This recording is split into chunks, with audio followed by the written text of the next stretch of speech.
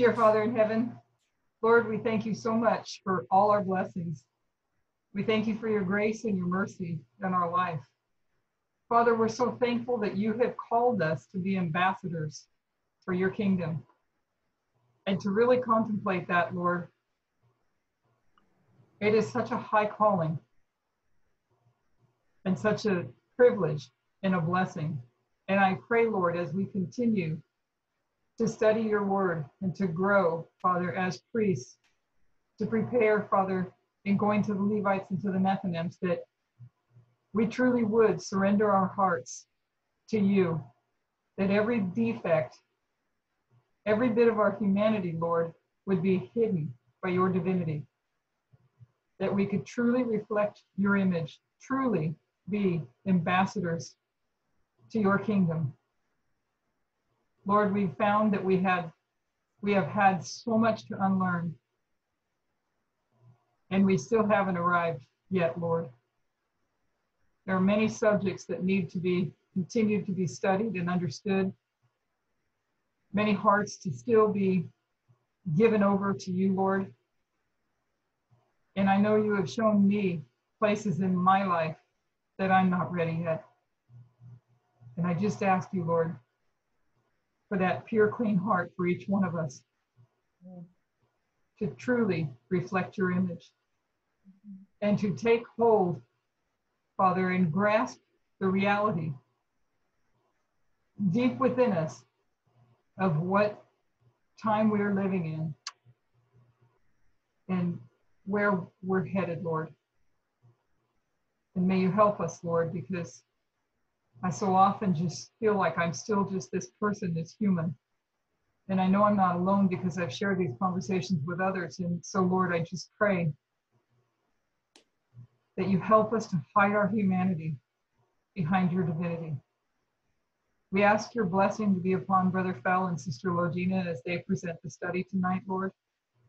And then I pray, Father, that we would all be blessed and have a greater understanding as we continue and finish this subject of the line of Christ. Lord, we are privileged and blessed for this opportunity. And may we glorify thee in all that we say and all that we do. We thank you, Father, and we ask all this in Jesus' name. Amen. Amen. All right, well, good evening. And tonight we'll be presenting from the School Mars. This is video 29. And this is the part 3 and the final part of the New Light Upon the Line of Christ, given by Elder Tess Lambert. This is where she brings all of her thoughts together, the part 1, part 2, and now she brings it home. And so this will make it clear why we call, this is a new light, and it's, the line of the end of modern Israel or the end of ancient Israel, rather than calling it the line of Christ. And this will explain, this will be a good explanation of why the change of name. And this is nicely packaged. So we'll start reading. We have been working on the line of Christ. Today, we're going to lock in these key waymarks. If we are to construct the end of modern Israel, we would have 1989, 2001, Sunday law, close of probation, and the second advent. This is the line of the 144,000. So when we are constructing the line of the end of ancient Israel, we're constructing the end of ancient Israel, this larger reform line. And then what we do with the line of the 144,000 is that we see that there are other groups. This is the line of the 144,000 with plowing, the early rain, latter rain, and the harvest. And now we have fractals. What these are smaller patterns of the larger line. We have this other group called the priest, we can see that there are four key waymarks for the line of the priest. The line of the priest fit into the line of the 144,000 model. So we have the priests line of plowing, early rain, latter rain, and harvest, just like the big line. Next, we have the line of the Levites. The time of the end for the Levites begin with 2001. And it goes through to the Sunday law. They have the same model, the plowing, early rain, latter rain, and harvest. The last group is the Nethinims. Their time of the end begins at 2014 and goes through to the close of probation. Their model is also the same as the others. Got the plowing, early rain, latter rain, and the harvest. Can we all see this? There are four groups: the 144,000, the priests, the Levites, and the Nethinims, and they all go through, they have same model of plowing, early rain, latter rain, and harvest. So what we end up having, this harvest on this line of the 144,000 is harvest number 4. So the line of the 144,000 is the fourth harvest. The priests experienced the first harvest, the Levites the second harvest, the Nethinims the third harvest, and 144,000 the fourth harvest. There are four groups and four layouts of the agricultural model. If we erase everything before the harvest, we can see that there are four successive harvests. If we are to bring all the lines to the first line, we would have harvest number 1 for the priests between 2019 and 2021, harvest number 2 for the Levites between 2021 and the Sunday law, harvest number 3 for the Nethinims between Sunday law and the close of probation, and then harvest number 4 for the 144,000 between the close of probation and the second advent. So as we shall see on these lines, you got the big line, right, of the 144,000, the big line. And then beneath that, you got the fractals of the priest, Levites, and the Nethinims. But if you notice, they all have the same model. You got the plowing, you got the early rain, you got the latter rain, and you got the harvest. So if we are to now fit these fractals into the line of the 144,000, you'll see where they come in the harvest. So the priest harvest is from 2019 to 2021, and you can see on the big line we're the first harvest, right up there. And then if you go to the Levites, the next fractal, you look at the harvest number 2, and you'll notice that fits right in there between 2021 and the Sunday law. And if you go to the third, which is a Nethinim, third harvest, you'll notice, and you go right back up to the 144,000, on that line, you'll see it's between Sunday law and the close of probation. And lastly, for the 144,000, you'll see the harvest number 4 is the last harvest between close of probation and the second advent. Any questions? Okay, this is the test question at the end. So remember where the harvests are. So we have entered into the harvest. The different groups, this time of trouble, this harvest is going to take us all the way from 2019 to the second advent. We are now here in the first advent between 2019 and 2021. We have entered into this period.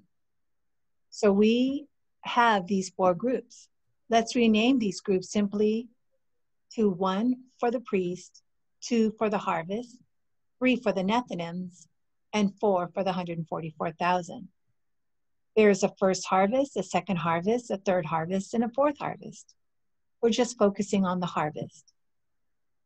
So what we are doing is taking the model of the 144,000 with these four harvests, these four groups, and taking that to the end of ancient Israel.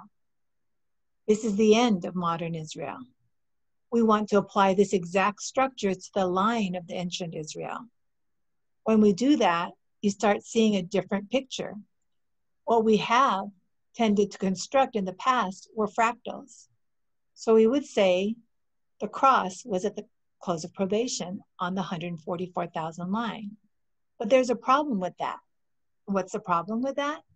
What's the problem with placing the cross on the same waymark as a close of probation on the 144,000 line? The problem is that the cross comes before 34 AD because 34 AD is the Sunday law. So in the line of the 144,000, the cross must come before the Sunday law. Close of probation is Daniel 12:1, when Michael stands up. After this, there is no one left in the world for the message of salvation to go to. Therefore, the cross must be placed on the waymark of the close of probation for the priest, 2019, which is a fractal of the 144,000. So the cross is at the close of probation for the priest, but not at the close of probation for the 144,000, which is Daniel 12:1. Comments?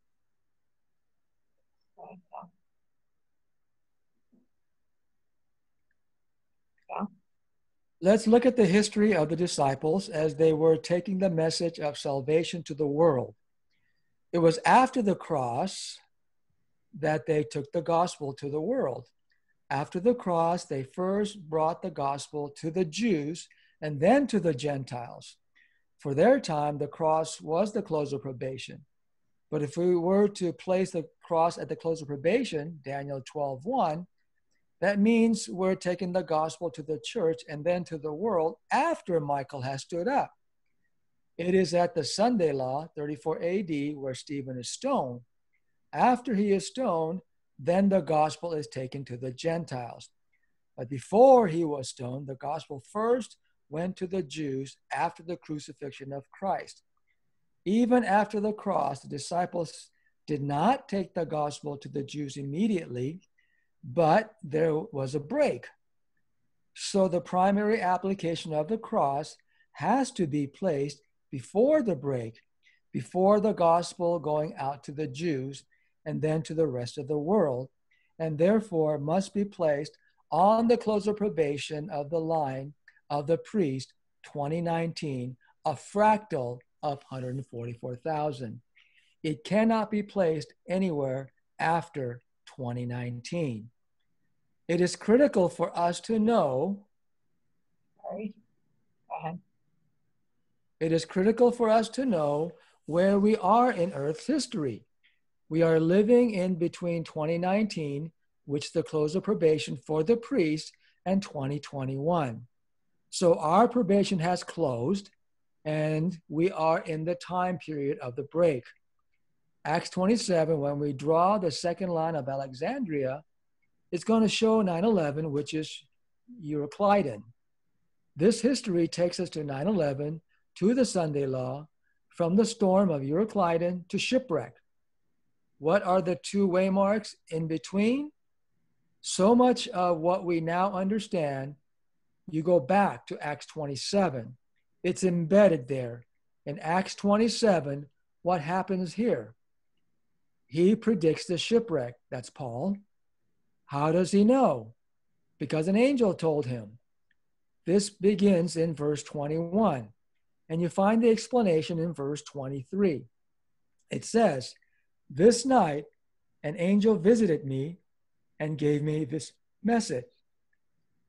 The message, the increase of knowledge, is that you will be shipwrecked. So there is an increase of knowledge about the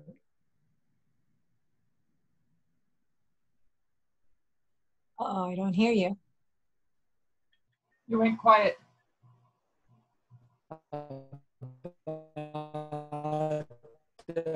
them being You're cut out. Brother Fell? What is Brother Fell? the date for this I don't know if you can hear it, guys. period? I can hear. We're in two different places, so hold on. For Okay. Val? We're Going quiet?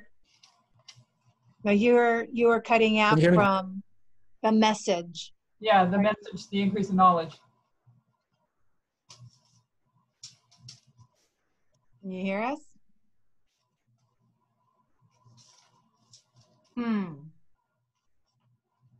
Oh, he thinks we're moving on. I know. Hold on. Well, see, so let me explain. I'm in a different area than he is. Can you hear me now? I know. Can you hear me now? Yes. But you need to back up because there's quite We a need to back up all the way, Val, because the message. where is it? I can't even find it. Yeah, I don't see it here. It's not in this page. Well, Back up a little more. I know I was somewhere I was somewhere before the right second here. line. Right here. You were here at the message. Knowledge. Okay. Right where your cursor is. Mm-hmm. Okay. So can you read that part? Or you want me to do it? The message. Right. The message, the increase of knowledge is that you will be shipwrecked. So there's an increase of knowledge. Can't hear me still? Maybe let Sister LoGina read. Let me read it first and then you'll come in, hopefully. Okay? The message, the increase of knowledge is that you will be shipwrecked. So there is an increase of knowledge about being shipwrecked. What is the date for this period and application for our time? 2019. So you would expect that in 2019, we would refine our understanding about what the shipwreck was. This is all about the fall of republicanism, the Seventh Kingdom, nationalism. All of that is an understanding of what the shipwreck looks like. Can you hear me now? Yes, go ahead. Okay. So this is the Acts 27. So from 9/11 to shipwreck, you have Euroclide in the east wind, and then Paul gets a message as the increase of knowledge. And then on the 14th night, that message is formalized. And then in the Sunday law, as you know, the ship is wrecked. But also in 9/11, the increase of knowledge, formalization, that also corresponds with, east wind corresponds with Boston. The message Concord, that's where the message comes and is formalized at Exeter. So this all fits together. Okay, next. So Paul is given the message in 2019, the increase of knowledge, but what is he lacking? Acts 27:27, the 14th night. What happened at the 14th night? It's the message of Exeter. Samuel Snow arrives on the 14th night to Exeter. This is a formalization in 2021. 9/11 is Boston. 2019 is Concord. And 2021 is Exeter. And Sunday law is the test. 2021 is the midnight cry and the message of time. 2021 is loaded with symbols. There is a cry, a message of time, a formalization. And 27:27 is also a doubling. So it's Acts 27 that gives us these four waymarks from 9/11 to Sunday law. We are in the history between 2019 and 2021, and we're not in the formalization yet. So the current knowledge that we have is just what we're supposed to have for this time period. Go ahead, Val. Can you hear me? Yes. Okay. So where do we put October 22nd? We used to put it under close of probation, Daniel 12:1. But what is the problem with placing October 22nd, 1844 at the close of probation? We know that this is a shut door. Because it's a shut door, we place it at Daniel 12:1. Oh, what's the problem? October 22nd, they scattered. How long are they scattered? Well, they have the 1843 chart. They go through this difficult time period, just like the disciples after the cross. Then in 1850, what do? It is a close of probation, but it's a close of probation for a specific group. Even if Christ had come back in that time period, October 22nd is not Daniel 12:1. So October 22nd must be a closed door for a fractal, because in 1850 they go to the world. Therefore, October 22nd has to be back here at 2019. 34 AD, the Sunday law is 1850. There, the gospel goes to the world. So when we think of these histories, if we were to go to the New Testament and tell me, what is the most important, significant waymark? What does every good Christian say? The cross. Everything centers around the cross. Everything else in that history would pale in comparison to the cross. So the cross is the most important waymark. If you were to go to the Millerite history and tell them to name the most important, significant waymark, what would they say? October 22nd, 1844. October 22nd and the cross are in 2019. If you take them back to the original histories, we should be focusing on the big line, where Sunday law is 34 AD and 1850. The cross and October 22nd are the waymark of concord. So what's your justification for placing so much emphasis on them? The Millerites are looking forward to October 22nd, but that's because they have this mistake, geography. But even after that, you go to Ellen White's writings, she cares about the events surrounding October 22nd. Go to the Acts, the writings of Paul, and all he cares about is the cross. The cross is not one of these 5 waymarks. So why is the cross so significant? It's concord. It's increase of knowledge in one dispensation, the increase of knowledge of 34 AD. The point toward the Sunday law, the 2300 days prophecy, the 490 end at the Sunday law, 34 AD. And you have the midst of the week, but the end focus is 34 AD.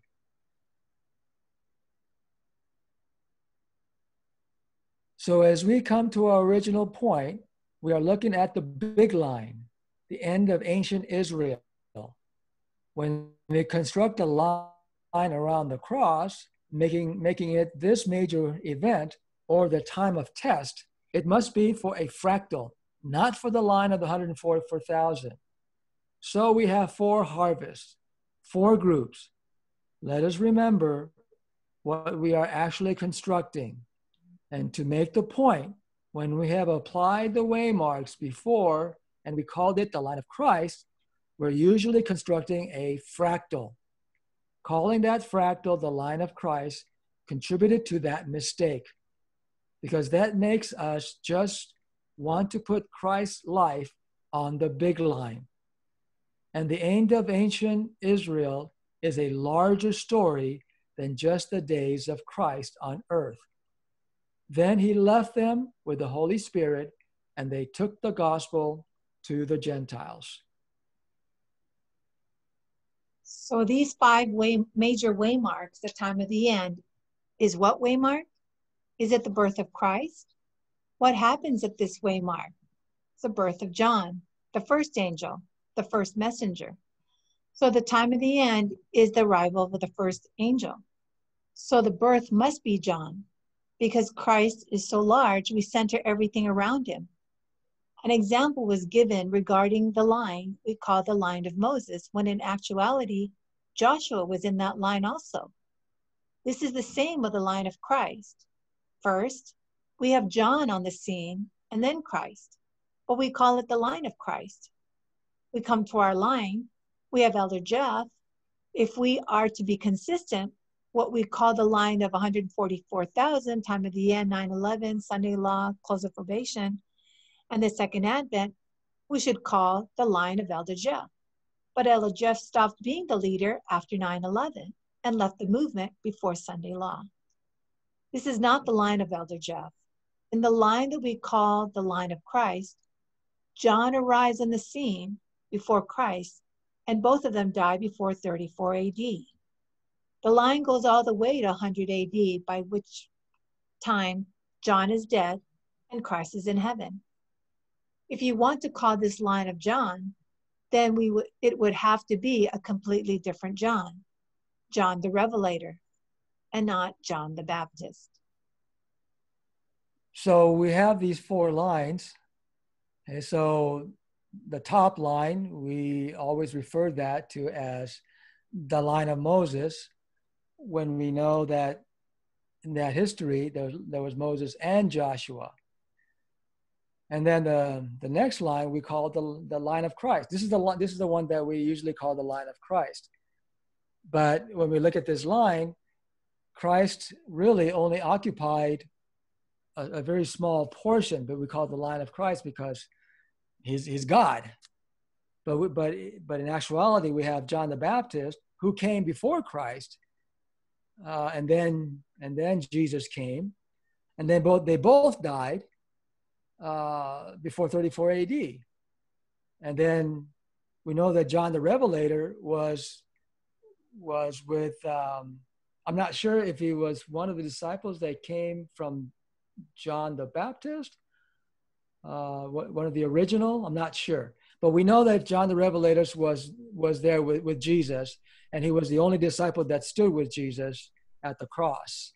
He was one of the original five. Was John the Revelator one of the original five? Yep. Okay, so thank you. So then we know that John the Revelator, he was all the way with John the Baptist.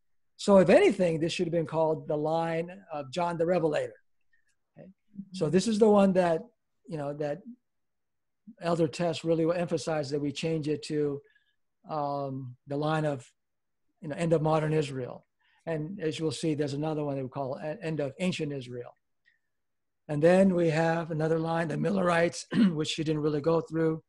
And then as she was emphasizing, the line of 144,000, if we want to call the line of Moses, if we want to call the line of Jesus, then we should really call this the line of Elder Jeff. But this is we call it the 144,000. Does that make sense? Does that make sense why she wants to change these names? Yes, makes sense to me. Okay.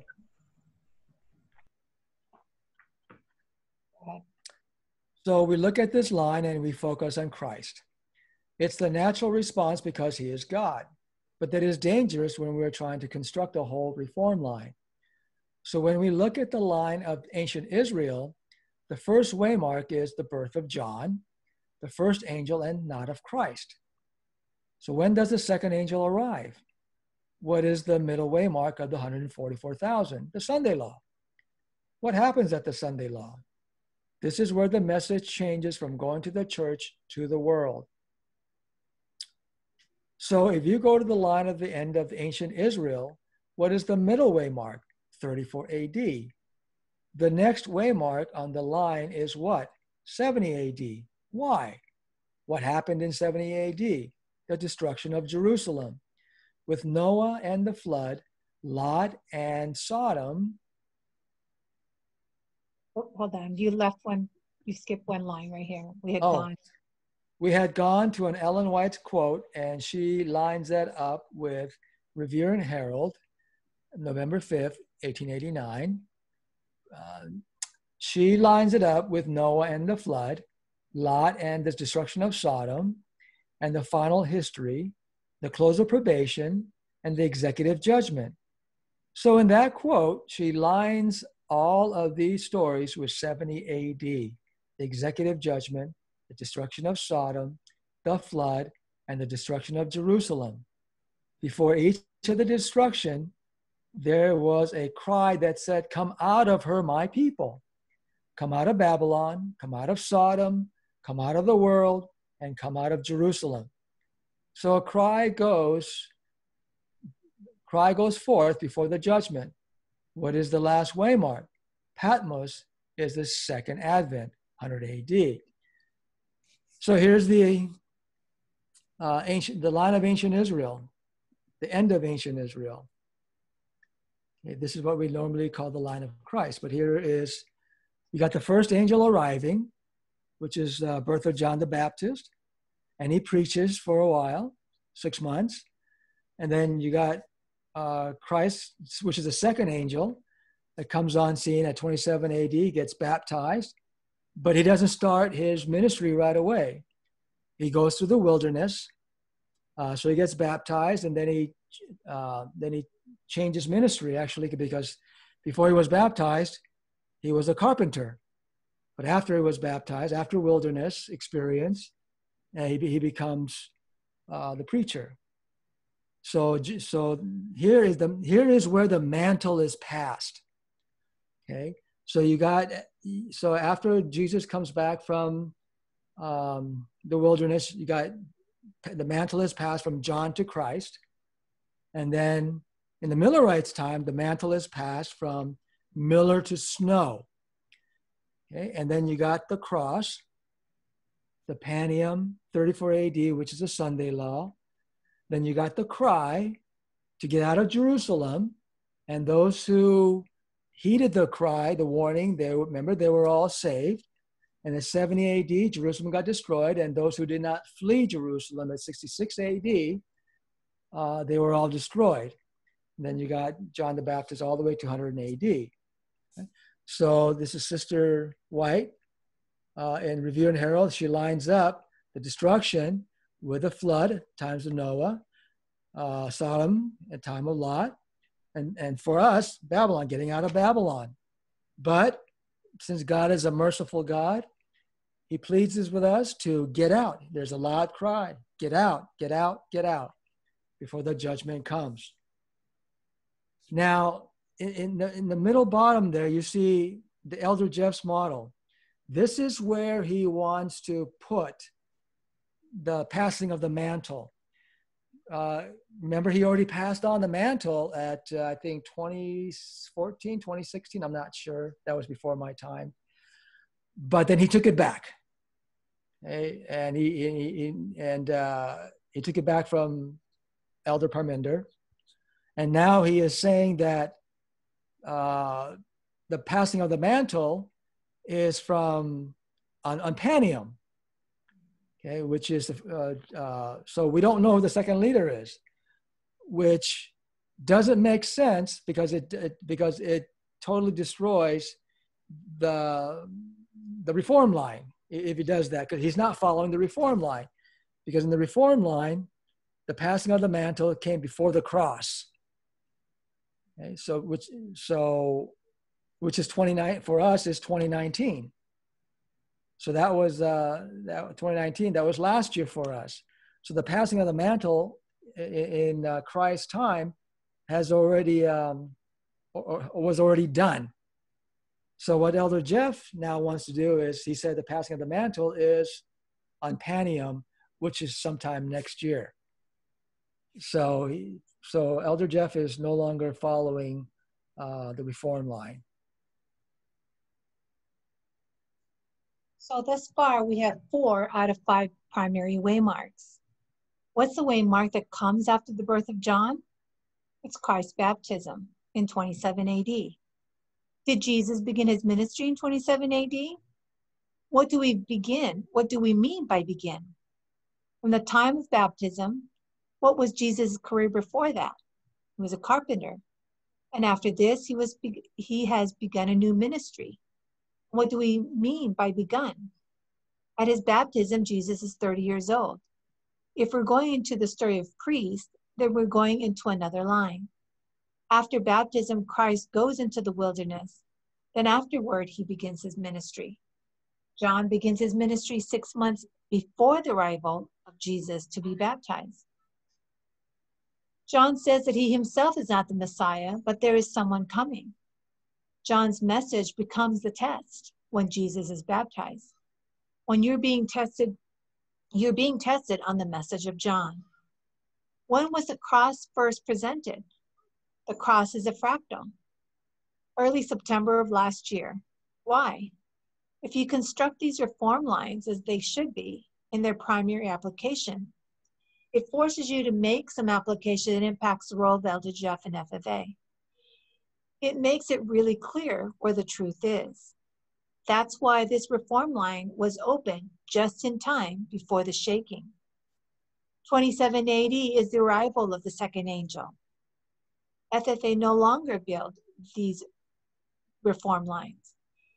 He, meaning Elder Jeff, changes his story constantly. But he did teach that at Panium, he's going to pass the mantle, and at Panium, the new leader will stand up and take over. 2021 is also Pentecost. So when he constructs his line, the first leader ends at Panium and the second leader begins. The problem is across it at October 22nd. The problem is the history of the end of ancient Israel before the cross, you have to transfer from John to Christ.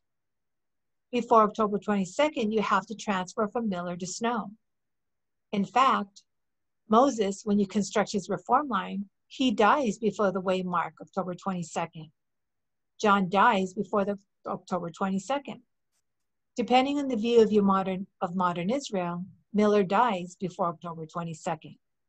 In other words, the leader isn't even alive here at Panium to pass the mantle. So if you're going to construct the reform line accurately, you cannot believe Elder Jeff or FFA. This is why anyone who truly believes in the reform line would never leave the movement. We have a permanent problem, a problem we had for 150 years. The Protestants have the same problem. They push everything into the future, and when they push everything into the future, it becomes a peace and safety message.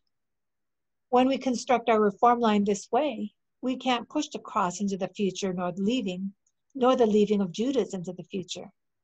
We can't push passing of the mantle to the second leader into the future. When Elder Jeff wants to say that when the mantle is passed, when you construct the whole line, John the Baptist is dead by Pentecost. Miller is dead. Moses is dead. In the application, it's not literal death, but you can't place the passing of the mantle after Panium. It has to happen before the first test. Everything happens in the time period of the disciples. So there are 4 harvests. For the priest, harvest 1. What time period is that? 2019 to 2021. Harvest 2 is the Levites, 2021 to the Sunday law. Harvest 3 is for the world, Sunday law to the close of probation. The 4th harvest is for the 144,000 between the close of probation and the second advent. This is the line of 4 successive harvests: priests, Levites, Nethinims, and 144,000. So this is not a reform line, but it's to show you where the harvests are. Okay? So the harvest for the 144,000, with the priest, on the line of 144,000, you got harvest 1 for the priest, okay, which is 2019 to 2021. Levites from 2021 to the Sunday law. The world from Sunday law to close of probation. And 144,000 from close of probation to the second advent. And you go to the church first before you go to the world. Same thing, if you overlay this to the end of the ancient Israel, it's the same story. So the cross, October 22nd, coincides with 2019, and you got harvest 1 between the cross and the Pentecost, harvest 2 between Pentecost and 34 AD, and harvest 3 for the Gentiles, or the world, from 34 AD to the close of probation, and then John, which represents 144,000, harvest 4 from close of probation to 100 AD.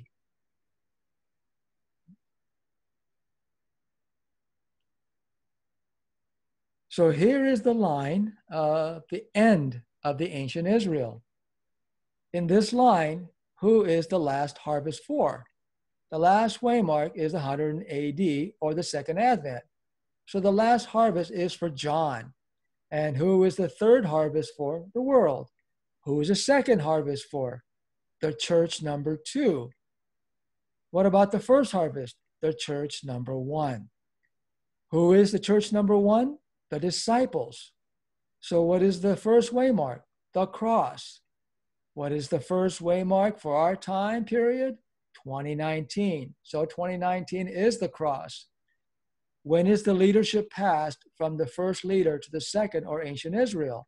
Before the cross. Elder Jeff wants to put it here after the Pentecost.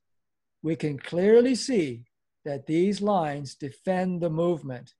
The cross is October 22nd, and Miller has already passed over his leadership before October 22nd. After this, Miller has already rejected both the second and the third angel's message, or he has died, depending on which of the two lines we build. Therefore, you cannot put the passing of the mantle after Panium, which is Pentecost. The leadership had to have passed already before the shut door. If you put the cross at 70 AD, how do you know how to behave? Who's Judas? Who's right and who's wrong? Unless you know right where you are in a reform line, you don't know how to behave. The only safety is having that reform line constructed properly. If you construct it properly, there are 4 harvests. The first harvest for us, it began in 2019. For ancient Israel, it was a cross. We understand that before the cross, John was the leader of the movement. He had the disciples, and then he passed the mantle, the leadership, and the disciples to Christ. Elder Jeff's argument is that he said that he has never stopped being the leader. We are now here after the cross. So John, after he baptizes Christ, Christ doesn't begin public ministry. He goes into the wilderness, and he comes out of the wilderness. He goes to Cana, and his mother says, do a miracle. And he says, no, my time has not yet come. He doesn't formally begin his ministry until he performs the first temple cleansing. It might only be months for them, but John is still the visible leader from the baptism to when Christ cleanses the temple for the first time. Here is a fractal. You have the arrival of the first angel at 4 BC. At baptism in 27, you have the arrival of the second angel. He doesn't formally begin his work until the first temple cleansing, which becomes the empowerment of the second angel. Here, the Christ is empowered to begin his ministry, and before the baptism, the arrival of the second angel, and the first temple cleansing, John is still leading the movement. This is why when we come to Cana, Jesus said, my time has not yet come. He is not yet ready to be open about who he is. If we make application today on this fractal level, you have 1989, 9/11, 2014. Cana is 2012. The second angel already made himself publicly visible. Elder Parminder was visible at 2012. He introduced time setting, but was not yet the leader. Christ did something in Cana that he wasn't supposed to do. He worked a miracle before he was supposed to be recognized. He has not yet begun his public ministry yet, but he does something to give people reason for their faith. Elder Parminder did the same. He doesn't take the leadership until 2014, but he has already taught the time setting at 2012, which makes him publicly visible. Yeah, so here's the line of Christ, his birth, his baptism, and his first temple cleansing. That's when he officially begins his public ministry. Officially, but unofficially, he made himself known at Cana before because of the request of his mother. And that coincides with Elder Parminder, where Elder Prime Minister does not officially become the leader, but at 2012 is when he became visible by the introduction of time. So 27 AD is the arrival of the second angel at the time of the baptism. So we have our 5 key waymarks. 4 BC, 27 AD, 34, 70, and 100. We look at the fractals, the 4 harvests, priests, Levites, Nethinims, and 144,000. At the end of ancient Israel, you have the disciples, the Jews, the Gentiles, and John the Revelator. So we have 4 time periods of harvest for them as well. We have a solid structure. Now we just have to fill them in. So this is the end of this presentation, part 3, where Elder Tess puts everything concisely into these lines. And she shows the main lines of the end of modern Israel, as well as the end of ancient Israel. And she overlays them. And then she takes out the fractals, the priests, Levites, and the Nethinims. And each of the harvests, she plugs it back in, depending on which line you're looking at, whether you're looking at end of ancient Israel or end of modern Israel, she plugs those harvests back in to those larger reform lines. So any questions so far? If not, we'll review. Okay, and the answers are after all the questions of all the review questions. So let's see if we can remember the answers without looking at the answers. So name the 5 waymarks for the reform line of the end of modern Israel, the 144,000.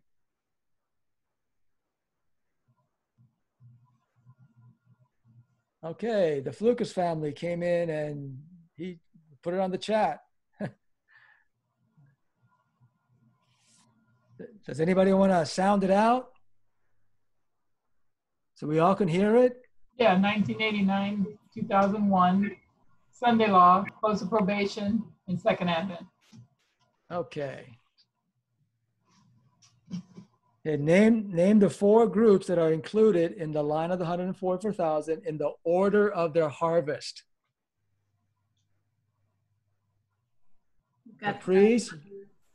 Oh, sorry, he's already answered it. Priests, Levites, Nethinims, and the 144,000. Very good. Okay.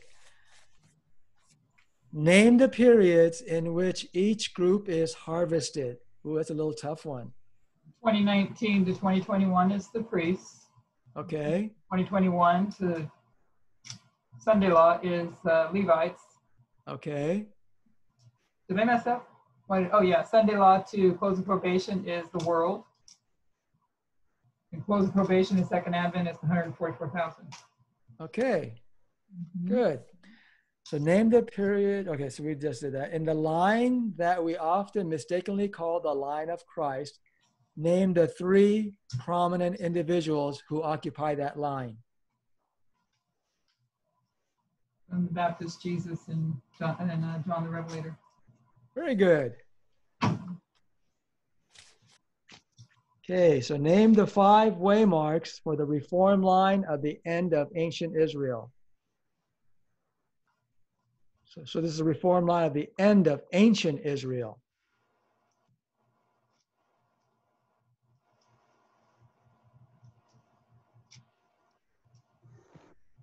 It, 4 BC, 80, 27, 34, 7. Okay, yes, the Flukas family said it's 4 BC, 27 AD, 34, 70, and 100. Good. So according to the end of ancient Israel reform line, before when is the leadership passed from the first to the second leader?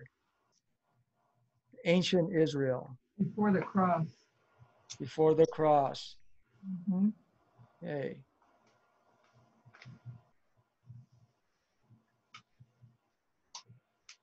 So before when is the leadership passed from the first to the second in the line of the 144,000? Before 2019. Before 2019. Good. Name the 4 groups that are included in the line of the end of ancient Israel in the order of their harvest.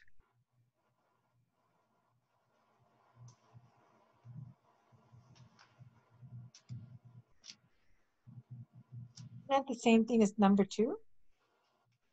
Well, number 2 is for our line, 144,000.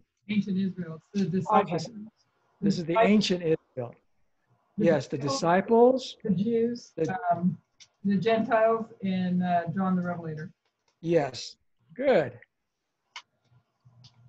Oh. And there's the answers. So you got them all right without looking. So we're stretching our minds. This is what Elder Parminder wants. He wants to stretch our minds before we look. Try to remember. Okay. Any questions, discussions? That was good. Where's Donna? Donna's not here tonight. She's usually involved in the answers. She's not here tonight.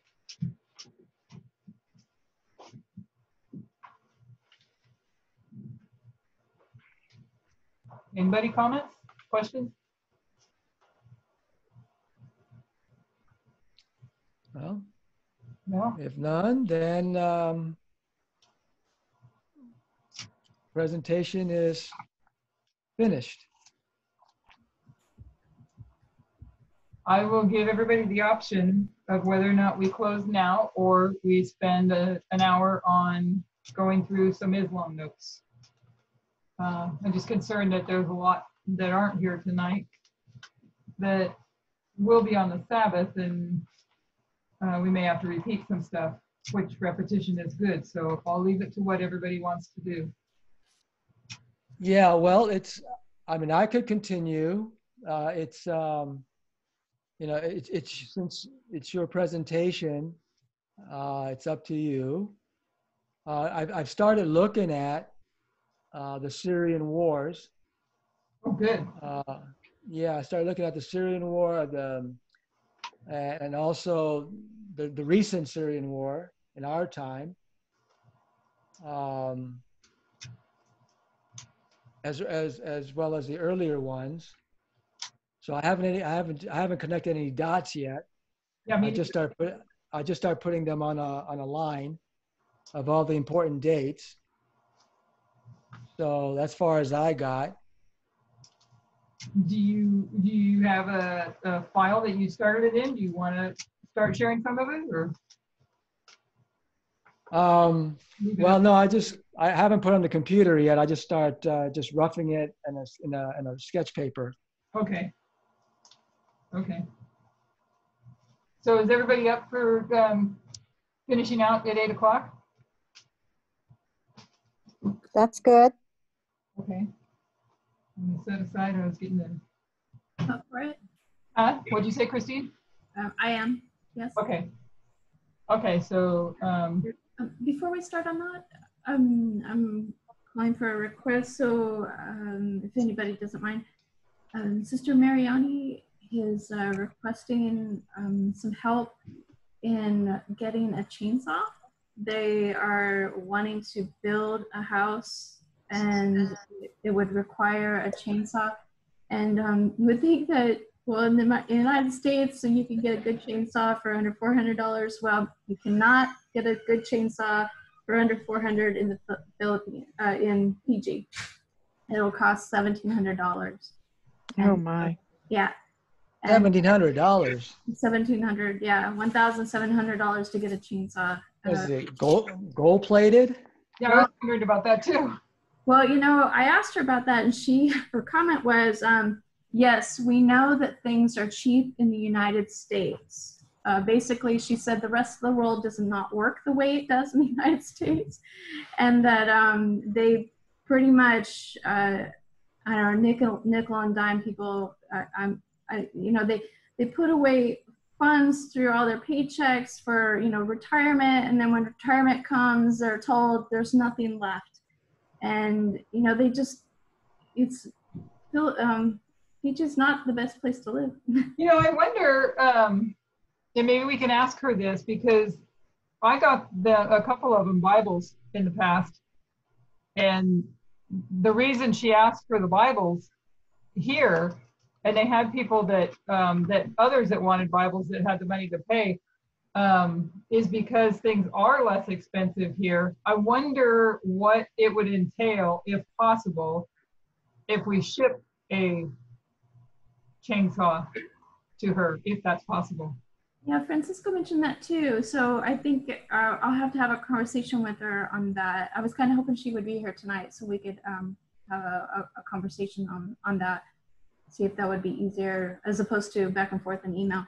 Yeah. But, yeah. So I don't know. We'll have to ask her. I know there are some countries that you ship it to them and then they have to pay to get it out right. of the I know Africa is like, the found Africa is like that. It's not easy to send stuff to them. Yeah. But so is Fiji different? Well, I know I sent the Bibles and there never was any problem. Okay. It's a British. That I'm aware of. It's a British. Francisco says it's a British colony or British. Like a Commonwealth. Commonwealth. Exactly. Wait a minute. Fiji is British Commonwealth? I thought it was American Commonwealth. It used to be, well, they have the British flag on their portion of the British flag on their flag. So that was years ago. I don't know if it's still there. He was there a long time ago. Yeah. So maybe. Okay. So are we sure? Are we sure? I know she said chainsaw. Mm-hmm. Are we sure that's what she meant? Because you don't build houses with chainsaws. You cut down trees with chainsaws, but you build houses, if you want to cut lumber, with worm-dry skill saws. Unless you're building a log cabin. Well, she was clearing the log cabin. That's true. Yeah, clearing the land to get the trees to build the house. And so if we bought and sent her the wrong thing, then that wouldn't be good either.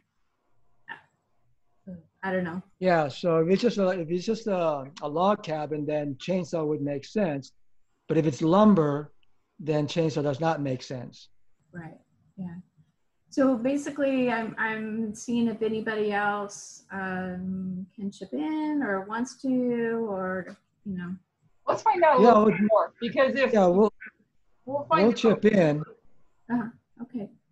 I think we should find out a little bit more, because if she's building a house, then there's going to be more that's needed continuously, and we want to find out and then pray about if that's where God wants her to be. You know what I'm saying? Right. And because if it's not the right thing to do, then she would need to know that, whether or not it's the right thing to do. And I don't know their circumstances. We're so different here. You know what I mean? I'm basing that based on where we're at. That at this point in time in history, what would God have us be doing, and that kind of stuff. And so, that might be something to try to talk out with her and find out. You know what I mean? Yeah. So maybe hopefully she'll be here on Sabbath. Maybe you could bring it up as the leader. Yeah, I don't know if we want to do it on Sabbath, but I'll email her, because I was talking to her earlier tonight too. I thought she was going to be here because she messaged me just a little bit before. So, okay. Because I am thinking about, I sent a message to Adriana about maybe something that the ministry can afford is to get her a Zoom account and just pay for a year's Zoom account for them, because she was asking about wanting to know how to do Zoom and get on air so that they can start doing meetings. And they seem to have, unlike with the African brothers and sisters, they have too many limitations on their internet. But Sister Marioni and those in Fiji don't seem to have that problem. Oh, great. Okay.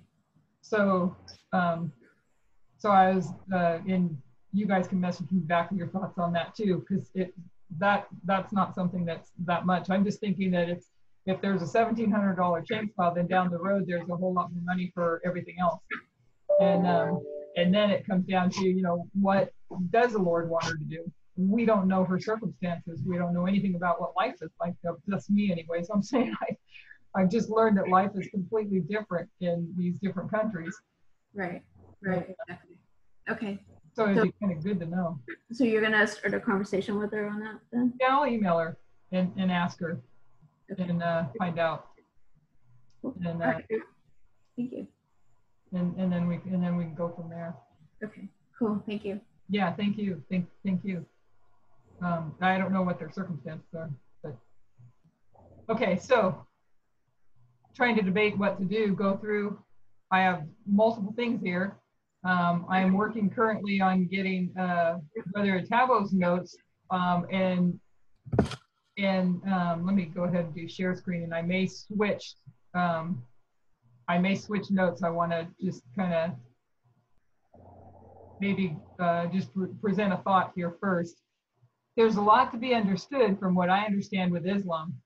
As I started to read his notes a couple weeks ago, and I messaged him, and I was very confused because he had 1840 at the Sunday law.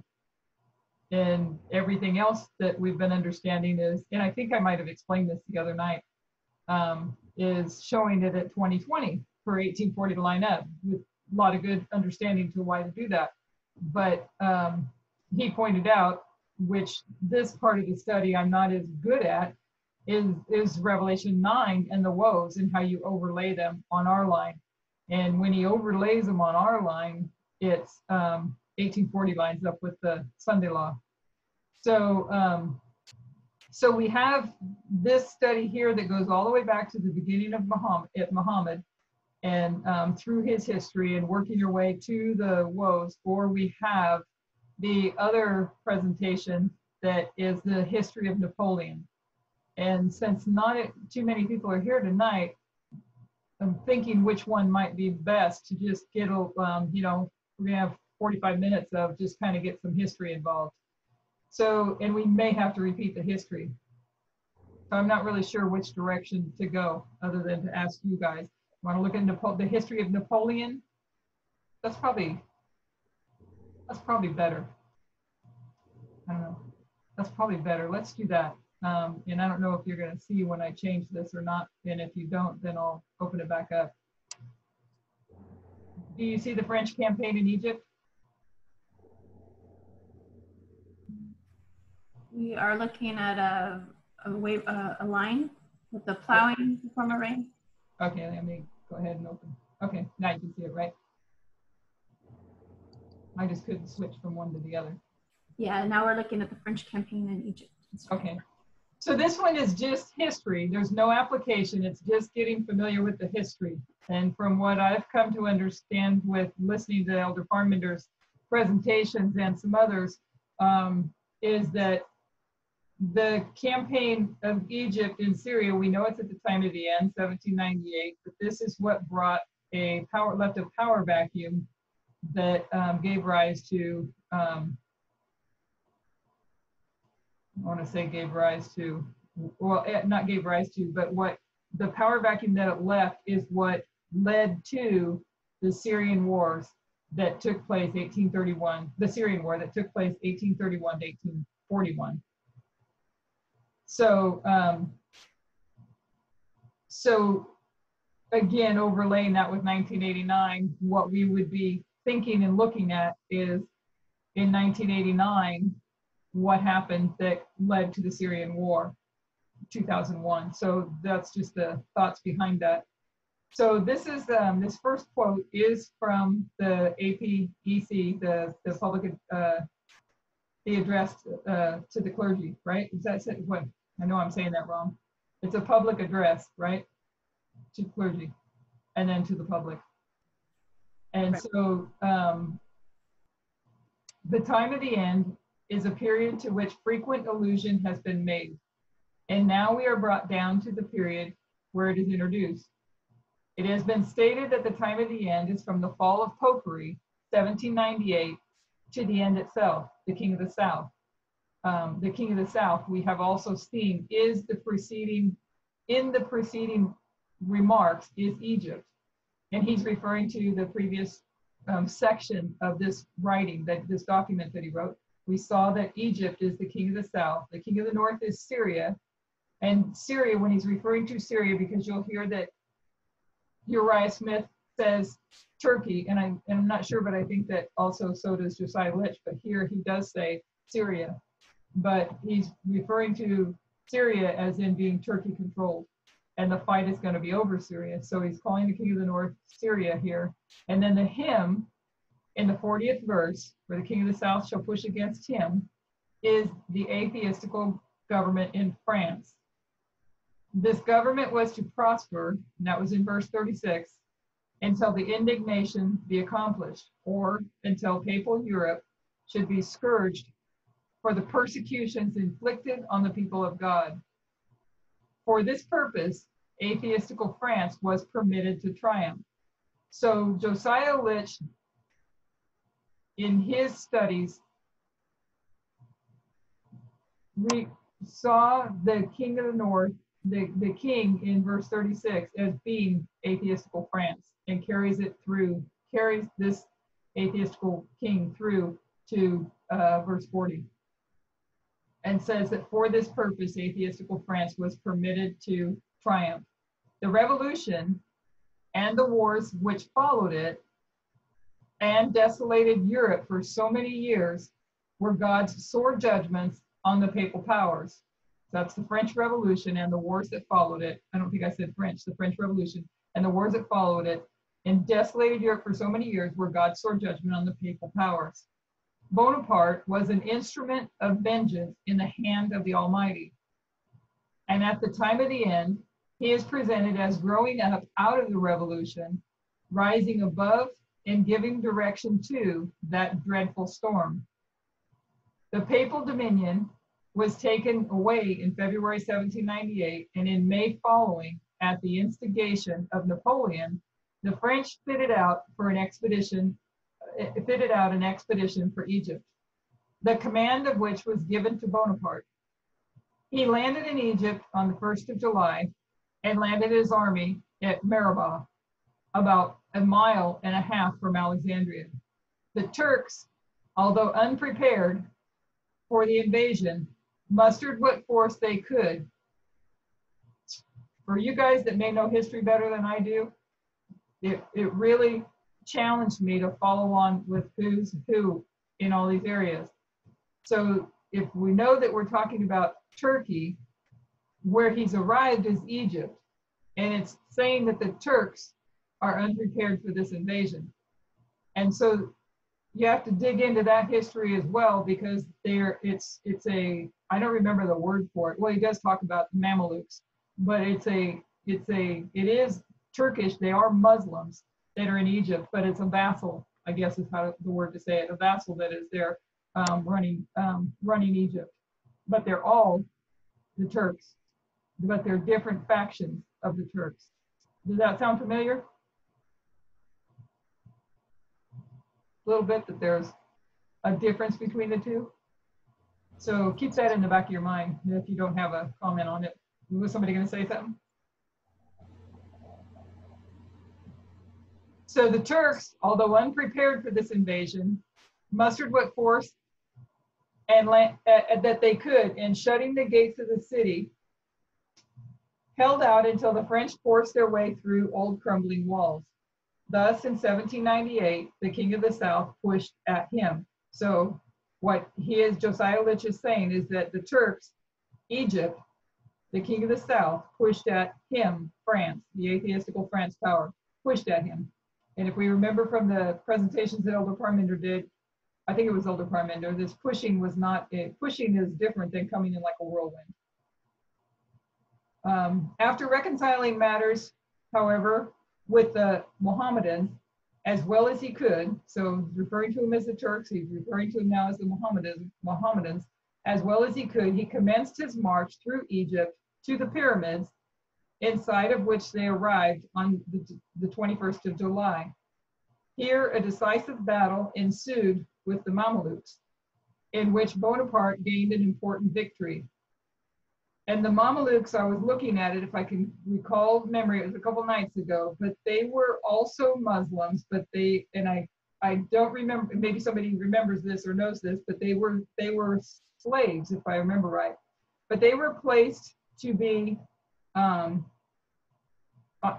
lack of a better word, they were put in overseeing, okay, overseeing this Egypt, in which Bonaparte gained an important victory. And tonight I'll email out, because I did save a file, I just don't have it in here. I saved a file with a little history on the Mamelukes so we can know who they are. And I'll email that out with the email so you can read that history. So a battle ensued with the Mamelukes, in which Bonaparte gained an important victory. The effect was Cairo surrendered to him and Lower Egypt was entirely conquered. In the meantime, the French fleet, which was moored in the Bay of Aboukir, was destroyed by Lord Nelson. And I want to thank Lord Nelson. I'm pretty sure it was the British. He comes up later.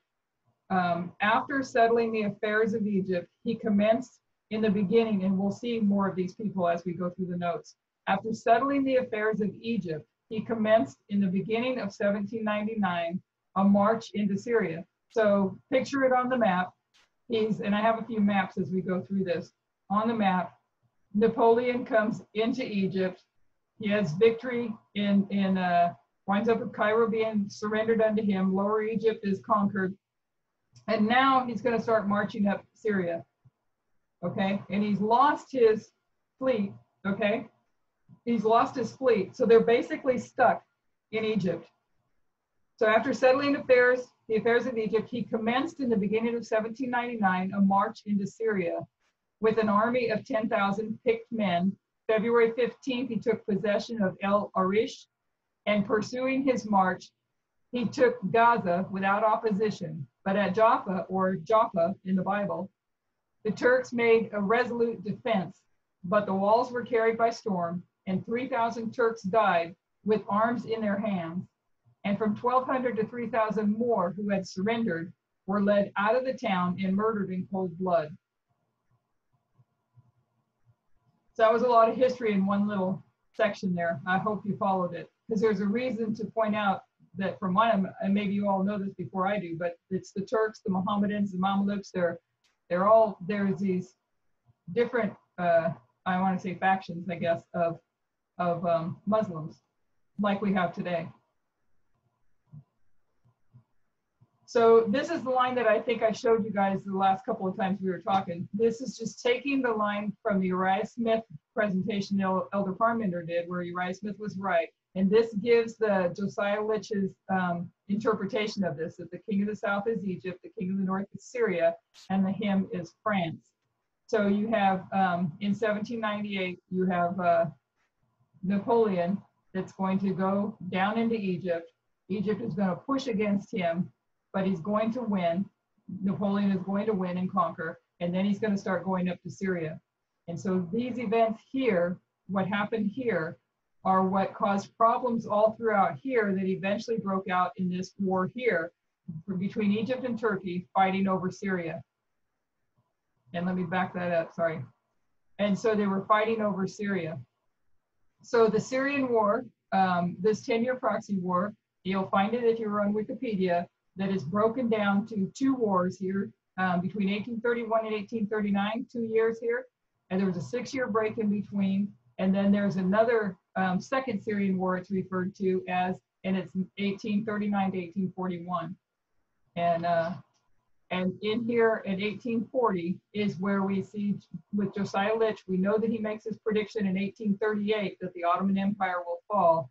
And 10 days before the event, he gives the date that on August 11th it would happen. And it happened. And we know that this was the restraint of radical Islam.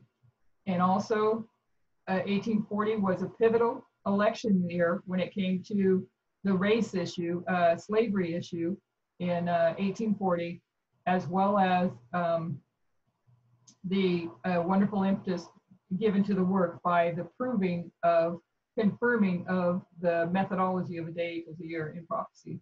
So you can take that down here and line it up. We'll go over this later, and it's in your notes to go through. But this is lining up with, yeah, excuse my dog, he just gagged. Sorry about that if you heard that. So this line would take us to our time of the end and the beginning of this 10-year Syrian war. And based on the multiple lines of the proxy wars that we see, there's another one that Brother Itabo is working on here to put 1979 to 89 here as well. And anyways, that'll come later as we come to understand it. So the French campaign, and this is all strictly history now. The French campaign in Egypt and Syria from 1798 to 1801 was Napoleon Bonaparte's campaign in the Ottoman territories of Egypt and Syria. So it's the Ottoman territories. You have the Ottoman Empire, and it's part of the Ottoman territories, Egypt and Syria. Proclaimed to defend French trade interests, seek further direct alliances with Tipu Sultan, weaken Britain's access to India, and I think we showed that map. I don't remember if I think I have that map in these notes. It might have been the other ones, but I showed that map before. The British trade routes, how they had to go all the way down into Africa to get to India. So he wanted to weaken Britain's access to India. That was their, as Parmenter referred to it as the cash cow. That was where they did their trade with, and to establish scientific enterprise in the region. It was the primary purpose of the Mediterranean campaign of 1798, a series of naval engagements that included the capture of Malta. The campaign ended in defeat for Napoleon and the withdrawal of French troops from the region. On the scientific front, the expedition eventually led to the discovery of the Rosetta Stone, creating the field of Egyptology. Despite early victories and an initially successful expedition into Syria, Napoleon and his Army d'Orient were eventually defeated and forced to withdraw, especially after suffering the defeat of the supporting French fleet at the Battle of the Nile.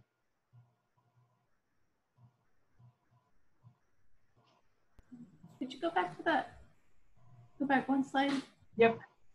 Okay, I think you've explained this to me before, but I still don't understand why we would compare the FFA prediction to the one that truly came to fruition in 1840. Using the 10-year proxy war, this 10-year proxy war in the Millerite history, you have your time at the end, and what happens here is what eventually sparks this.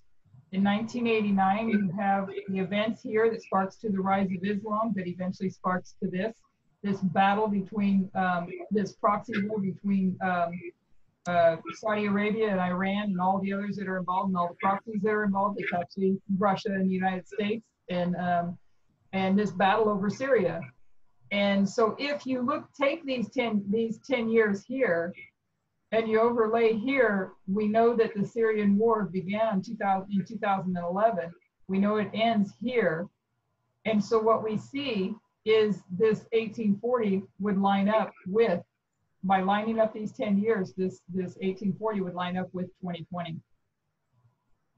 I'm kind of hoping we'll come up with something else besides July 18. July 18. Because that part specifically doesn't make sense to me, because we're saying that that's not going to come true. Correct. Whereas in 1840, that prediction did come true, and that's what's confusing me. Well, what the prediction was that the Ottoman Empire would fall. Right. And that you would have the restraint of Islam. Okay, and that happened. So yes, and that happened. What they're predicting is not the restraint of Islam. If I understand correctly, that's what we're looking at here. What they're predicting is not the restraint of Islam. They're predicting a nuclear weapon to be detonated in Nashville. And they're going to be proved false And the reason that we need to understand this is I have no foresight. Okay. So something is going to restrain Islam. And I know somebody on WhatsApp said, well, maybe their prediction, their false prediction is what restrains Islam. I don't know. Yeah, I saw that, and I was like, I don't know. I don't know. I don't have foresight either. That's why I just started to dig into the history, and I thought if we dig into the history, someone is bound to understand it clearly. You know what I'm saying? Yeah. The more we talk about it, the more by digging into it. And so, but what I do know, if we just look at what is happening, is what happened in 1840 was the restraint of Islam.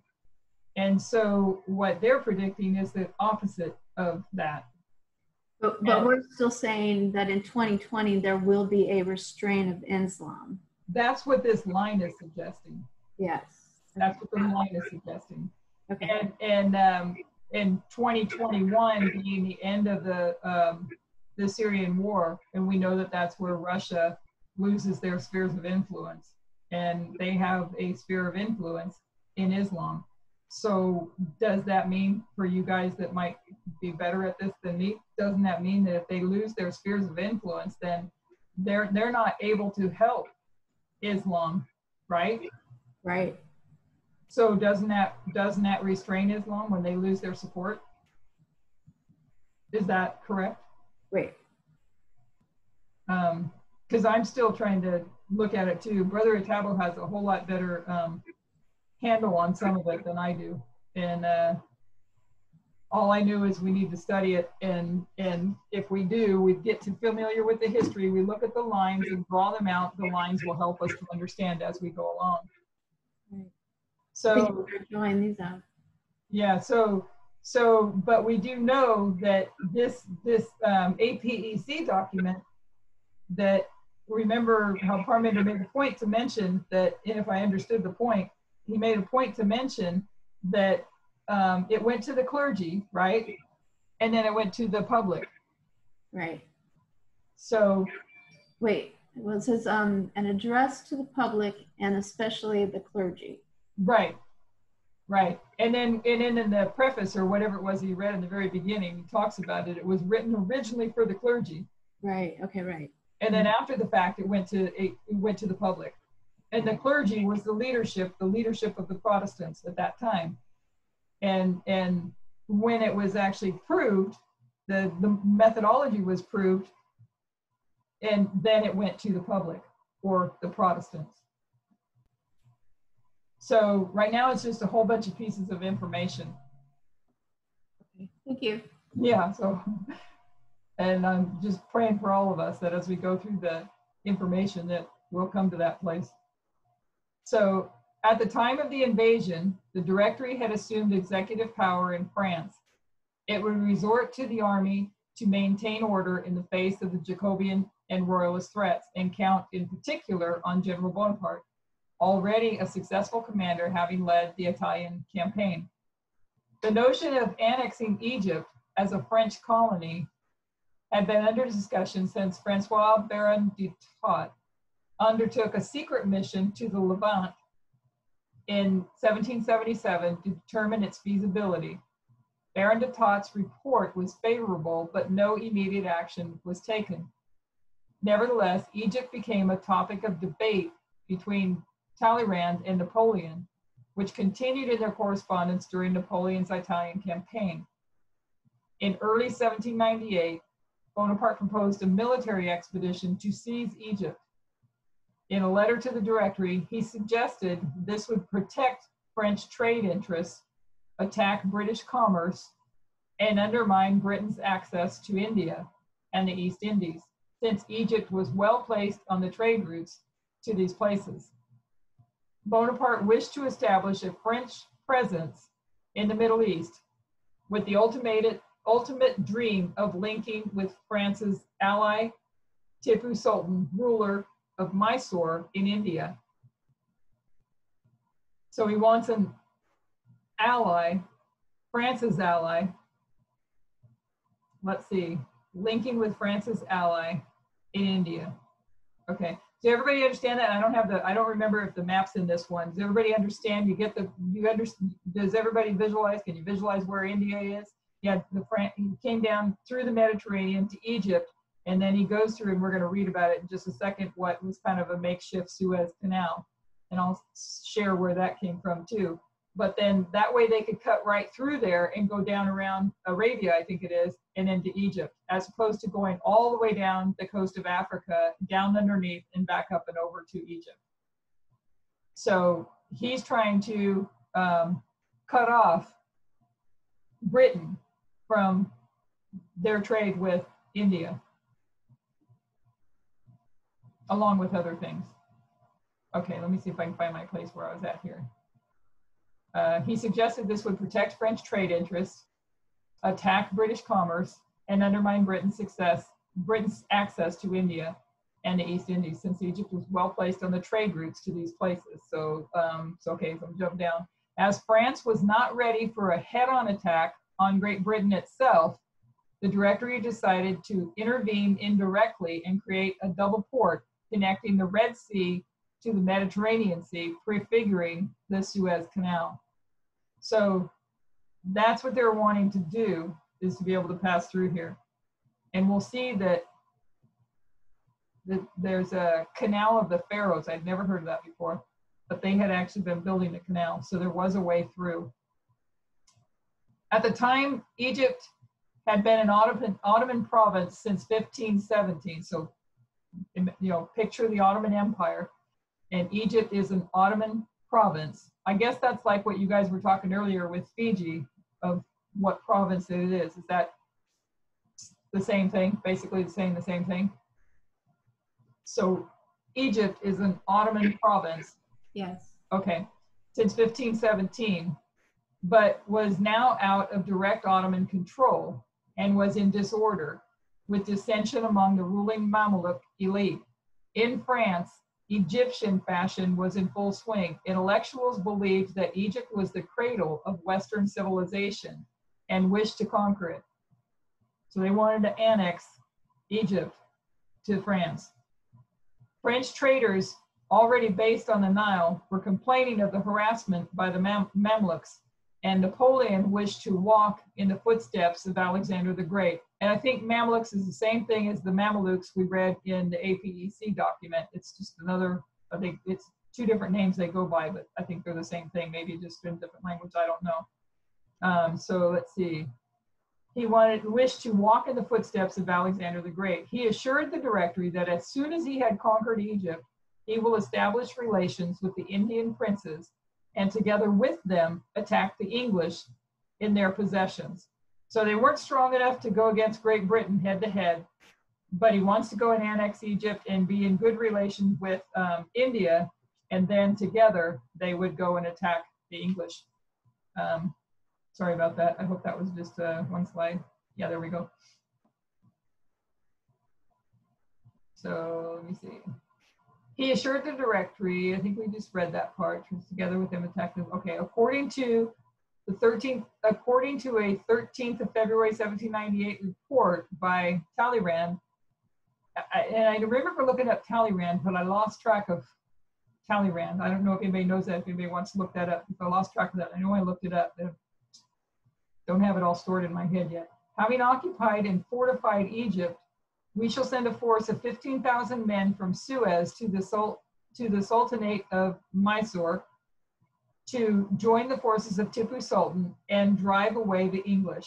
The Directory agreed to the plan in March 1798, though troubled by its scope and cost. They saw that it would remove the popular and overambitious Napoleon from the center of power, though this motive long remained secret. Before the departure from Toulon, rumors began rife as 40,000 soldiers and 10,000 sailors were gathered in French Mediterranean ports. A large fleet was assembled in Toulon, 13 ships of the line, 14 frigates, and 400 transports. To avoid interception by the British fleet under Nelson, and that's Lord Nelson that we mentioned, or that Josiah Litch mentioned, that takes their, destroys their fleet once they do get to Egypt. So to avoid interception by the British fleet under Nelson, the expedition's target was kept secret. It was known only to Bonaparte himself, his generals, Berthier, Caffarelli, and the mathematician Gaspard Monge. Bonaparte was the commander with subordinates including Thomas Alexander Dumas, Kleber Desaix, Berthier, Caffarelli, Lannes, Damas, Murat, Androssi, Belliard, Minot, and I don't think I can do that, Zaid Jacques. His aides de camp included his brother, Louis Bonaparte, Duroc, Eugene, I'm going to pass that one, Thomas, Prosper, Julian, and the Polish nobleman, Joseph Solkowski. The fleet at Toulon was joined by squadrons from Genoa,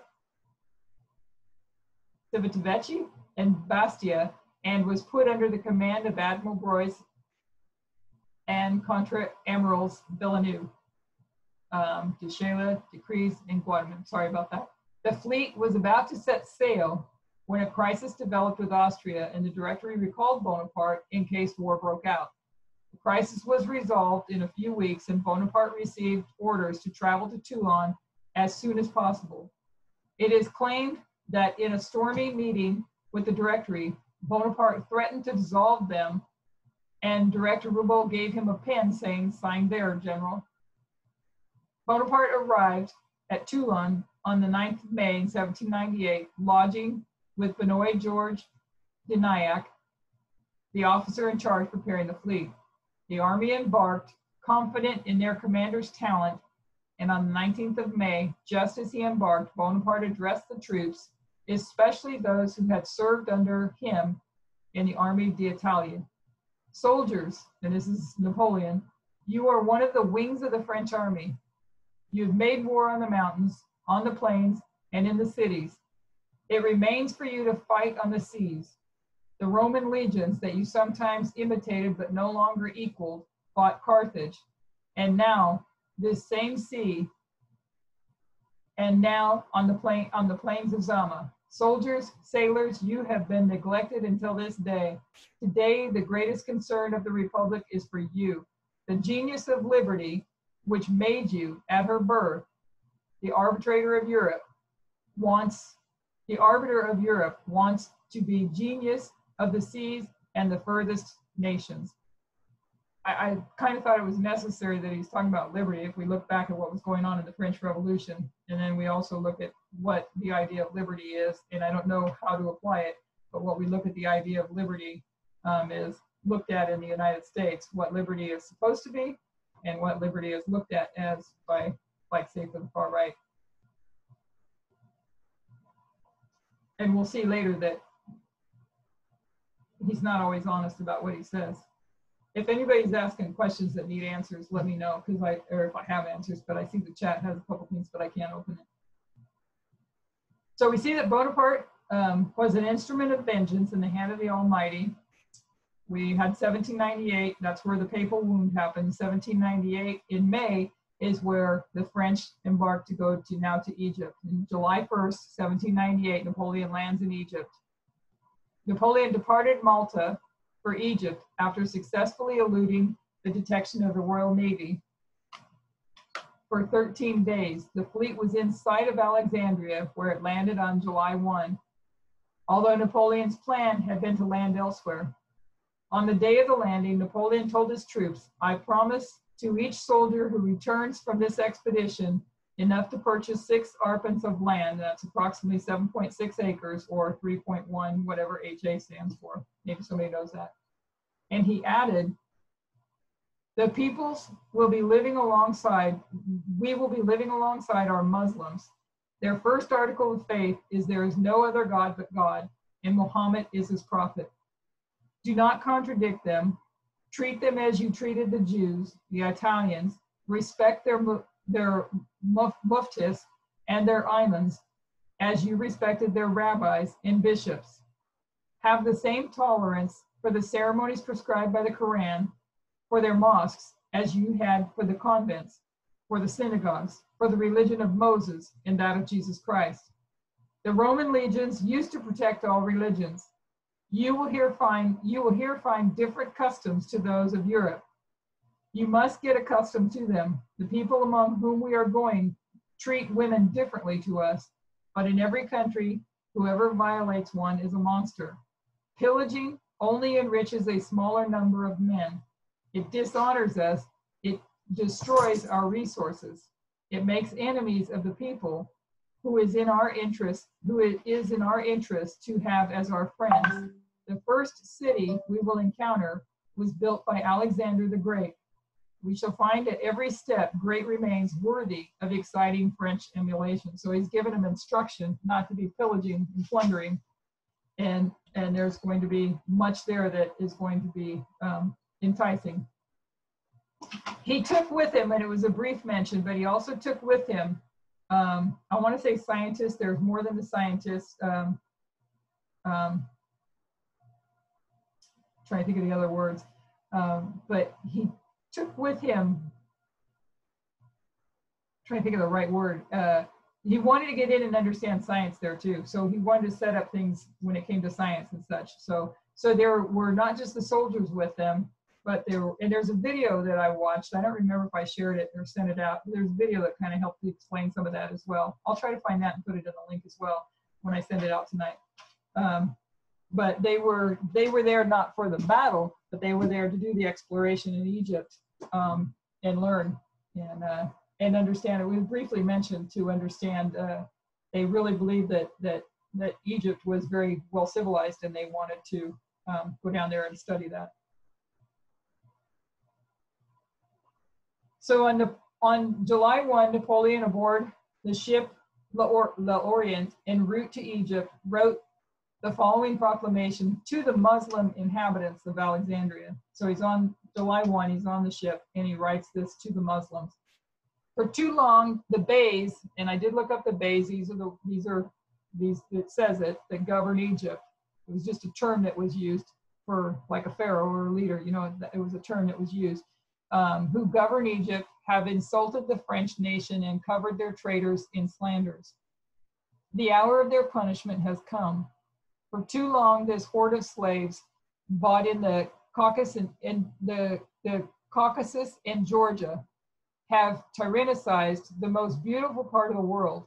But God, on whom all depends, has ordained that their empire shall end. People of Egypt, they have told you that I come to destroy your religion, but do not believe it. Tell them in reply that I come to restore your rights, punish the usurpers, and that I respect God, his prophet, and the Quran more than the Mamluks. Tell them that all men are equal before God. Wisdom, talents, virtues are the only things to make one man different from another. Is there a more beautiful land? It belongs to the Mamluks. If Egypt is their farm, then they should show the lease that God gave them for it. Cadis, sheiks, imams, I'm not sure on that one, and notables of the nation, I ask you to tell the people that we are true friends of Muslims. Wasn't it us who destroyed the Knights of Malta? Wasn't it us who destroyed the Pope, who used to say that he had a duty to make war on Muslims? Wasn't it us who have at all times been friends to the great Lord and enemies to his enemies? Thrice happy are those who will be with us. They will prosper in their future and in their rank. Happy are those who will be neutral. They will get to know us over time and join their ranks with ours. But unhappy, thrice unhappy, are those who shall arm themselves to fight for the Mamluks and who shall fight against us. There shall be no hope for them, they shall perish. So there's a lot of interesting things that I think in here when you're thinking 1989 and watching Reagan and Bush, and you're watching understanding the rise of Islam, the rise of that leads on to Al Qaeda and then later ISIS. And so I don't have the screen in front of us, but if you remember the two 10-year periods, the 1831 or 1798 for that matter to 1841 and then 1989 to 2021, you have that period of time from 1798 to 1831 where there's all this trouble in between that leads to that Syrian war. So there's all these different things that he's saying he's coming in there to do for them. So we have to think of our lines at the same time, 1989, what's happening in that time frame. So when the whole expeditionary force had been disembarked, Admiral Boyce received orders to take the fleet to Abu-Qir Bay before anchoring the battle fleet in the old port of Alexandria, if possible, or taking it to Corfu. These precautions were made vital by the imminent arrival of the British fleet, which had already been seen near Alexandria 24 hours before the French fleets arrived. It was wisest to avoid the risks of a naval battle. A defeat could have disastrous results, and it was in the force's better interest to go by land, marching at top speed to Cairo to frighten the enemy commanders and surprise them before they could put any defense measures in.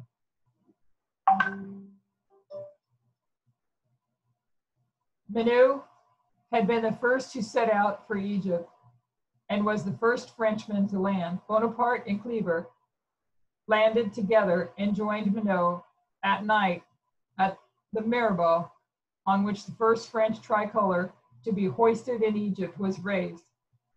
Bonaparte was informed that Alexandria intended to resist him, and he rushed to get a force ashore. At 2 a.m., he set off marching in 3 columns, arriving by surprise beneath Alexandria's walls and ordering an assault. The enemy gave up and fled. The city had not had time to surrender and put itself at the French's discretion, but despite Bonaparte's orders, the French soldiers broke into the city. Remember, he warned them about not going in there and pillaging the city.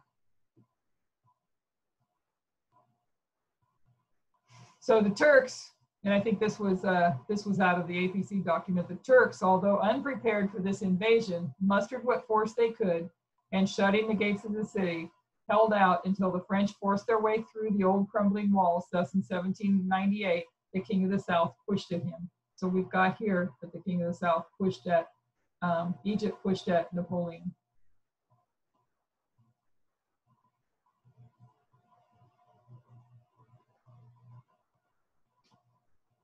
Louis Desaix, I think, marched across the desert with his division and 2 cannon, arriving at Demenauer, 24 kilometers or 15 miles from Alexandria, on the 18th of Misador, which is the 6th of July. Meanwhile, Bonaparte left Alexandria, leaving the city under Kleber's command. General Duguay marched on Rosetta with orders to seize and hold the entrance to the port, housing the French fleet, which had to follow the route to Cairo, down the river's left bank, and rejoin the army at Romani. On the 20th, I think that's the French calendar that's being referenced. Maybe somebody knows that for sure, but I'm pretty sure it's the French calendar that's being the one that they were using during the French Revolution. It's the 8th of July. Bonaparte arrived at Demenauer, where he found the forces that had met up. And on the 22nd of Misador, they marched to Romani, where they then awaited the fleet with their provisions. The fleet arrived on the 24th or the 12th of July, and the army began to march again at night, followed by the fleet. The wind's violence suddenly forced the fleet to the army's left and straight into the enemy fleet, which was supported by musket fire and 4,000 Mamluks, reinforced by peasants and Arabs. The French fleet had numerical superiority, but still lost its gunboats to the enemy. Attracted by the sound of gunfire, Bonaparte ordered his land force to the charge and attacked the village of Chabris, which was captured after 2 hours fierce fighting. The enemy fled in disorder towards Cairo, leaving 600 dead on the battlefield. So here's a decisive battle. This is from APEC document. Here's a decisive battle ensued with the Mamluks, in which Bonaparte gained an important victory. The effect was Cairo surrendered to him and Lower Egypt was entirely conquered. So that's July 21. I think it says July 22. Did we just read July 22 over here? I think we did. Or July 12. Let's see. These are, where did I get July 21 all of a sudden? That's supposed to be 12. It might be supposed to be 12. So no, I think it's coming up. I might have that wrong, but we might need to verify that. So, so this is a decisive battle where he takes Cairo.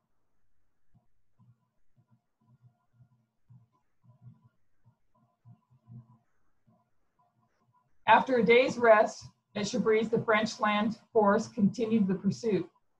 On 2 Thermidor, the 20th of July, it arrived 800 meters, half a mile from the village of Mbabi. The heat was unbearable and the army was exhausted and needed a rest. But there was not enough time, and so Bonaparte drew up his 25,000 troops for battle approximately 15 kilometers or 9 miles from the pyramids of Giza. He is said to have shown his army the pyramids behind the enemy's left flank, and at the moment of ordering the attack shouted, "Soldiers, see the tops of the pyramids." In accounts written long afterwards, this phrase was altered into, "Soldiers, remember that from the top of these pyramids, 40 centuries of history contemplate you." Though historians later discovered that the pyramids were not visible from the battlefield. This was the start of the so-called Battle of the Pyramids, a French victory over an enemy force of about 21,000 Mamluks. Around 40,000 Mamluk soldiers stayed away from the battle. The French defeated the Mamluk cavalry with a giant infantry square, with cannons and supplies safely on the inside. In all, 300 French and approximately 6,000 Egyptians were killed. The battle gave rise to dozens of stories and drawings. Dupuy's brigade pursued the routed enemy and at night entered Cairo, which had been abandoned by the Beys, Murad and Ibrahim on 4th Thermidor, the 22nd of July. The notables of Cairo came to Giza to meet Bonaparte and offered to hand over the city to him. 3 days later, he moved his main headquarters there. Dusay was ordered to follow Murad, who had set off for Upper Egypt. An observation corps was put in place at El Kanka to keep an eye on the movements of Ibrahim, who was heading towards Syria. Bonaparte personally led the pursuit of Ibrahim, beat him at Salahi, and pushed him completely out of Egypt. So there's all these different battles that are taking place, but we see though that they do get Cairo, and it was the 22nd of July. So that was on the previous slide. So they do take Cairo, and when he comes down, he wants to take control of the Mediterranean. He wants to link up with India to be able to then go back and attack the British, because they could not attack the British head on. And he wanted to cut off the trade routes and cut off trade and commerce between Britain. And also took the scientists and the I want to say the educated ones, but they went there to go do discoveries in Egypt as well and discover the civilization that was there. So I think we're probably, we're close to time to quit here. So it's probably a good place. I'll just kind of mark it at page 11. And does anybody have any comments so far? Anything that, it was probably a lot of information. Maybe it's good we're quitting for now. Any comments or questions? It's a lot of information. Yeah, it is. I agree. It's a good idea that we're studying it. Thank you. Yeah, so let me see which one is it? No, I'll leave it out. I was going to put it back on real quick, but so yes, it is a lot of information, but it was encouraged to understand that history, and we know that history is the history of 1989. So it's what events are the key ones is what we're looking for, and we can pray on them, review in our own personal study if we want, whatever, wherever people are drawn to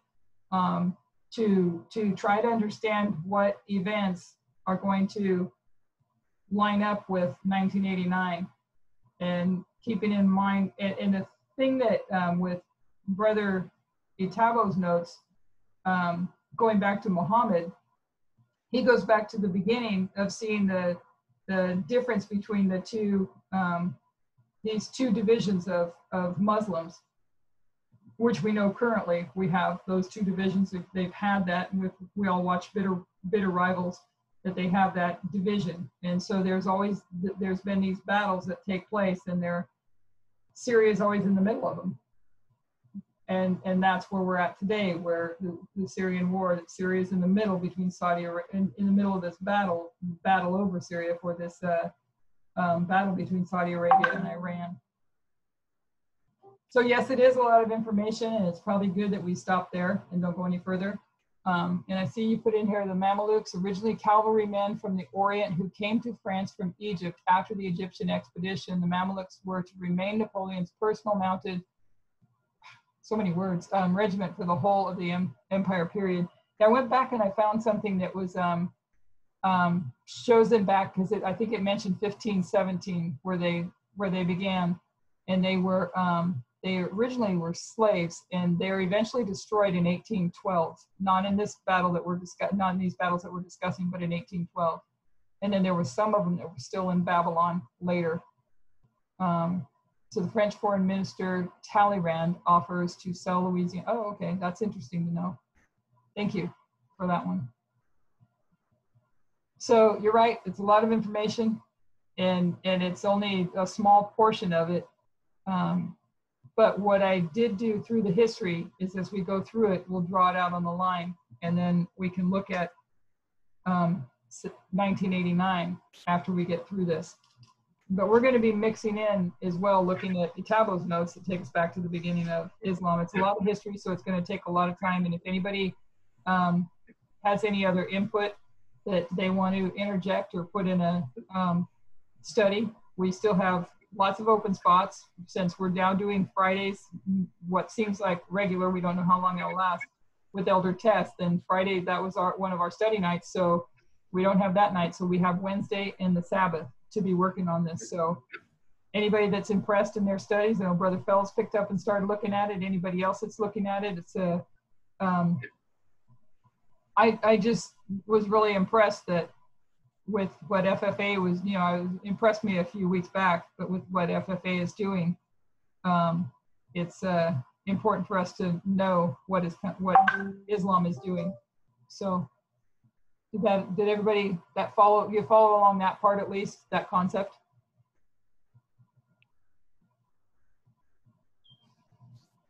Yes, I have a question though. Sure. Sister Elaine.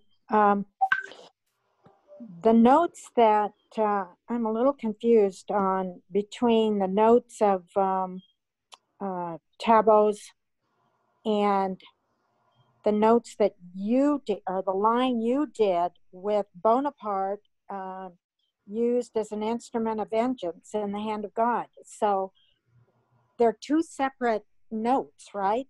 Two separate studies? Yes, they are. But when we go through Brother Itabo, it's Itabo, not Tabo in Canada, but Itabo in Africa. When we go through his notes, he has, and I'm not all the way through to the end, but his first portion of those notes are going through Revelation 9 and the woes. And so there's two separate lines that are happening. It's lining the woes over Revelation 9 and the woes over our line. And then there's this history here that overlays and tells another story, and it's based on it. Where we're headed to is it based on Daniel 11:40. So what Josiah Litch did was, in his studies, from what I remember Elder Parmenter pointing out, is that Josiah Litch combined the two studies. It looked at them together, Daniel 11:40 and Revelation 9. At 9 and 11. So the woes and the French Revolution, and then also Daniel 11:40. So he brought them all together. And that's why he pointed out that why we're like Uriah Smith, if I understood this correctly, why Uriah Smith, it kind of did a disservice to us to separate the two in Daniel and the Revelation, where he had Daniel and all its history, and then he had Revelation, but he didn't bring together those two portions. So that's what Josiah Litch actually did, is he put them together. So on one line, there's the woes, Revelation 9, and then on another line you have Daniel 11:40, and they both give us different pieces of information and lay on the lines differently. So that's what I'm trying to better understand as well. I've been mainly focusing on the Daniel 11:40 portion of it, and not the the application of the woes. And I think it's helpful to know both, and it'll be a lot of information. There'll be a lot of information. So, but if it takes us to where, if we really look back at the studying that was probably going on with Josiah Litch, using the methodology of William Miller to make his prediction of August 11th, 1840, and just looking at the similarities and looking how that Syrian war in that time lines up with the 10-year proxy war here, I believe, anyways, it's just my own personal conviction on it, that there's light to be given there, to be understood there, and there's an increase of knowledge. It's been understood and stated that the increase of knowledge is to be on Islam. So anyway, so that's why I was impressed to look at this, and I'm a feeble person when it comes to understanding these things, and I thought there's only one way to do it, is to start digging into the history, and I decided to put myself there and do it. So prayerfully, with all of us together, our minds together, we'll be able to dig up and make some applications as we move along. If everybody's still okay with going this direction, because like I said, I'm going to do it on my own if nobody else wants to do it, but I think it's an important study. Thank you. Yeah. That helps a lot. Okay. So anybody else? Comments or questions? No? So it's Sister Jackie, would you like to close us in prayer? Yes, I sure will. Thank you. Our dear kind Father in heaven, we thank you that you have brought us together tonight for this study. We thank you for the blessings that you have in it for us, and that our minds can be open, especially our hearts open, to grasp these truths that you're giving us in this time we're living in, and the correction that we need in our wrong thinking. This is so important now, to prepare us to be your people that will go to the world and give this beautiful message. So, Father, we thank you for the study that we could do, Brother Fell and LoGina, that he has shared with us, they have shared with us, and the line of Christ, that we really keep this hidden in our hearts and study it out for ourselves on these lines. And we also thank you for the blessing of the studies that have been done by Tabo, and as well on this line that Sister Elaine talked about, that we're just getting a glimpse of. And we know that you will continue to give us just what is needed in wisdom to really understand it so clearly that we think as you think. And this is the most important thing, that we, in this time that we live in, and the distractions that the enemy has for us to draw our minds away from this intensive study that we need, continue to keep us faithful and strong and trusting in you. We thank you for every blessing you give us and all the open doors you give us, so that we can do this intense study at this time and really learn what you would have us learn. So thank you, Father, for being with us and blessing us. Bless us through the rest of this week as we look forward to the Sabbath.